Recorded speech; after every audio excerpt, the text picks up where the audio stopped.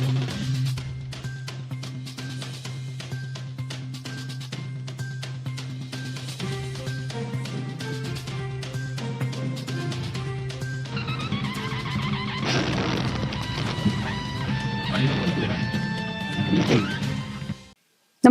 आपण पाहता Hirkani news. Hirkani news प्रत्येक क्षण ताज्या घडामोडी आणि महत्त्वाच्या प्रत्येक बातमीसाठी नेहमी तत्पर. गोकुळवरून कोल्हापुरात ठिणगी. मुश्रीफांच्या मेळाव्याच्या प्रवेशद्वारावरच सतेज पाटलांची बॅनरबाजी. कोल्हापूर जिल्ह्याचे राजकीय आणि आर्थिक केंद्र समजल्या जाणाऱ्या गोकुळ दूध संघाच्या निवडणुकीच्या पार्श्वभूमीवर ठराव दाखल करण्याची प्रक्रिया अंतिम टप्प्यात आली आहे.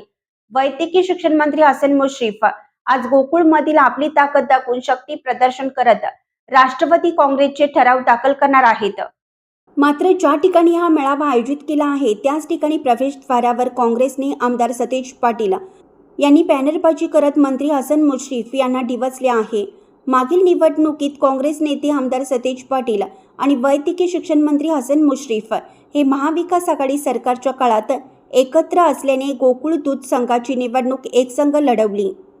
सध्याच्या बदललेल्या राजकीय समीकरणामुळे वैद्यकीय शिक्षण मंत्री हसन मुश्रीफ हे महायुती म्हणून, तर त्यांच्या विरोधात काँग्रेस नेते आमदार सतेज पाटील हे राजश्री शाहू शेतकरी समविचारी आघाडी म्हणून निवडणुकीला सामोरे जात आहेत. त्यामुळे यंदाची गोकुळ दूध संघाची निवडणूक ही एकमेकाच्या विरोधात लढणार आहेत.